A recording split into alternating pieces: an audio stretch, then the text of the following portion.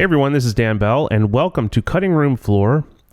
And this week I'm going to do a director's commentary for the previous week's video. So if you'd like to see this video without my commentary, go to the upper right-hand corner of your screen right now and follow that link, and you can check that out.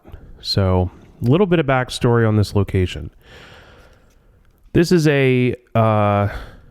was a psychiatric facility with numerous buildings over a very large area of land. In 2008, they shut down the last building, which had, I think it was something like 20 or 30 patients. And when they shut that down, they moved all the patients to different facilities.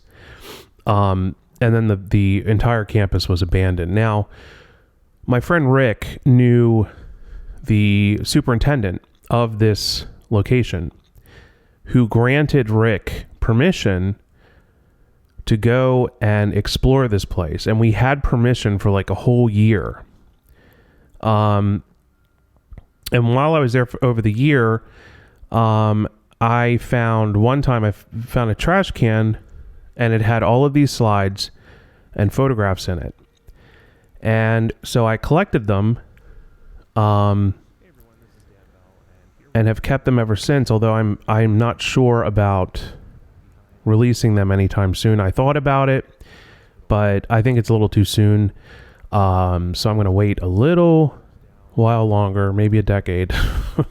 But I have slides that don't have any people in them, so I probably will put some of those up on my Facebook page.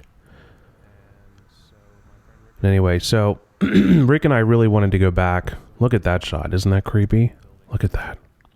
Rick and I really wanted to go back here and just kind of go and check it out and see if we could enter some of the buildings that we spent so much time in. So we went. This is the night before Thanksgiving Day. So we went. We got to an area where we could park. This is a great story, by the way. We parked, and then we hiked through the woods, and it was a pretty good hike. It probably took us about 45 minutes to an hour, because it was all uphill. It was exhausting. You know, it's dark, but it was a beautiful night. You can see here the moon was out. It was beautiful. And we got up to behind this building that you just saw there. We got up behind that building, crossed a little road, went up, and realized that it was sealed up. There was no way in. It wasn't like the old days, like when we went back in the day. None of these buildings had any kind of security. They were completely wide open. You could just walk in. There were still security guards on the site, but you know, once you got in, nobody's going to see you, because the security guards were certainly not going into the buildings to find people. So we ran into kids all the time. And if they were nice, we were like, if you hang with us, you'll be cool. But if they were like, if we didn't like them or whatever, we were like, guys, you got to go, because security, if they find you, that kind of thing. But we did meet a lot of cool people while we had permission up there to be up there anyway. So we go back to that night. We didn't have permission. We go up, we try to get into the one building. We couldn't get in. We go over to the second building. That was locked up as well and blocked off. So at this point, we're like, well, we're done here. Then suddenly, out of nowhere, I see headlights coming over a hill. And I just yell, run! Run! And I go running as fast as I can towards the woods. And I make it down these, I went next to one of the buildings that had steps that led down into a dark kind of wooded area. It's the way we came in. I got down the steps. There's no Rick. Rick is nowhere to be found. So I'm thinking in my head, Rick has been caught. I should go back up and just turn myself in. I waited a second. I started walking up the steps. Then I hear Rick coming.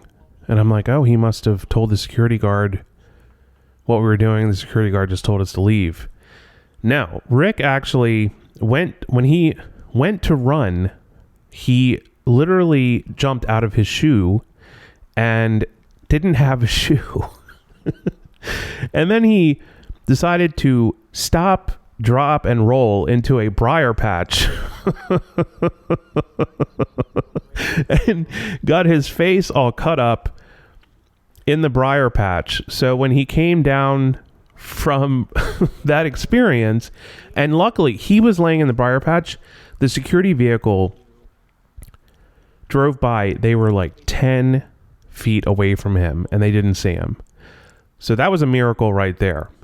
So he comes down, he's huffing and puffing. We're both just like, oh my God, we got to get out of here.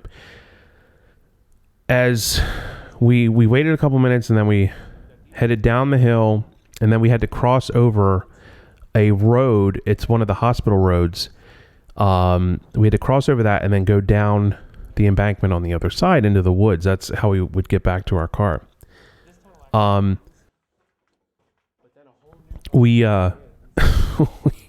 So we hiked down in the woods.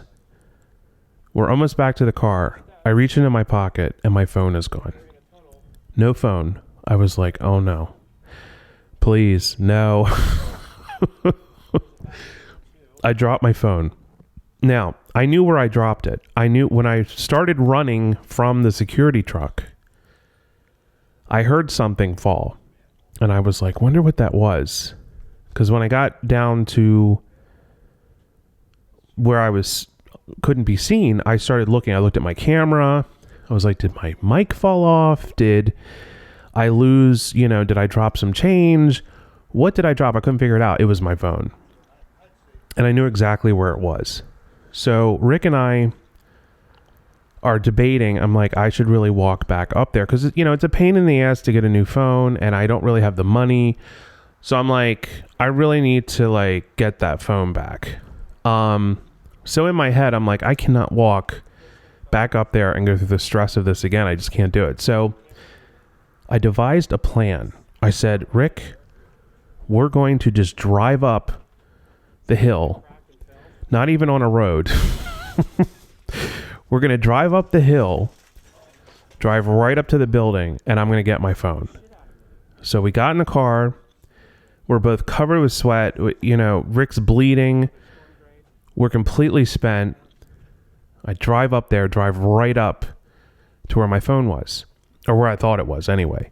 So I'm looking around on the ground and I'm like, where is it? Where is it? I'm literally going crazy. I have this flashlight that is not strong enough to see anything. So I go to my trunk and I grab my camera light, which is really bright. And I start looking around. And then I see my phone. I'm like, oh, I grab it, pick it up, put it in my pocket. As soon as I turn around, there's a security vehicle coming. And I'm like, should I just jump in the car and just do James Bond style and just gun it and get the hell out of here?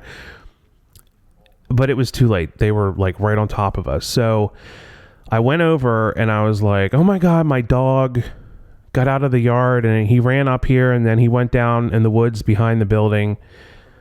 And the guy was completely not believing me at first, but then I'm like, please, I've got to go find my dog. And the guy goes, give me your phone number and your name. And then if we see him, we'll call you. I said, okay, here it is, blah, blah, blah. And he's like, okay, have a good night. And I left. So we got out. I was like, oh, I'm so happy to be gone. Not 15 or 20 minutes later, my phone rings. It was the guy. And I know that he called to check to see if I was bullshitting him. But I gave him my name and real number, which I think was very smart. So he called. He's like, oh, Dan, did you find your dog? And I said, Yeah, we found him. I'm like, thank God we have the dog back. I feel bad. I feel bad doing that, but desperate times call for desperate measures. You just have to kind of do what you have to do to get your phone back. So that's what I did. I really had no other option, because if I had gone up there and said, hey, I dropped my phone when you rode over the hill, what do you think's going to happen? And I certainly didn't want to hike back up there again.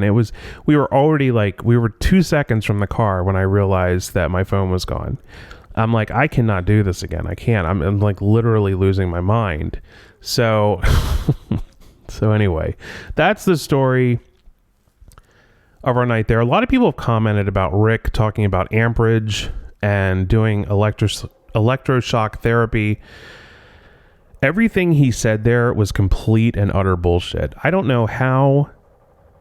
I still don't understand why he did it. I mean, we play like jokes and stuff on each other, but he's not funny. That's the thing. And I hate to say it, he's only funny when he's not trying to be funny. That's why I love Rick so much. But he was trying to be funny there. He told me, I don't know if he was being serious, like if he just made that up or whatever, but he later told me, he's like, yeah, that's all bullshit. And I'm like, you know what? I don't know if I think you actually thought that was right. And then you realized you were wrong. And anyway, so for those of you who have noticed that, the amperage he's talking about would literally fry someone like an egg. So it's really not even accurate. But here I am in one of these, literally it's a cell. It's basically what it is. This was all shot with a DVX 100A, which was the first, I believe it was the first digital camera that shot in 24 frames per second. But was a horrible, horrible camera in low light. But you have to remember, this was 2008. 2008, 2009. So, the camera technology was not what it is now. But anyway, this is winding down here. I hope you guys enjoyed this video. Who's Dan Bell? I have no idea. This is Dan Bell. Thanks, Jason Quick, who is a Patreon supporter. I really appreciate it. And I'm going to hop off here. Thank you all for watching. I really do appreciate your support. And I will be back next week. So you'll have a great week, and we will talk again soon.